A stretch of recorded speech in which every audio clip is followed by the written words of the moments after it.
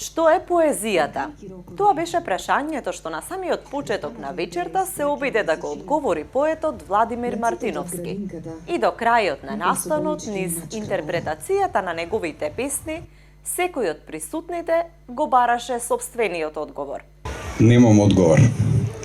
Кога би го имал, не би пишувал поезија.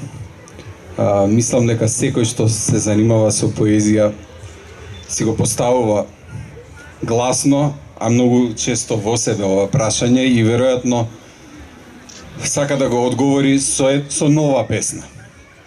Книжевниот разговор и представувањето на творештвото на книжевникот и професор на Филолошкиот факултет Блаже Коневски во Скопје, Владимир Мартиновски, се одржа синоќа како дел од програмата на Струмица Опен фестивал.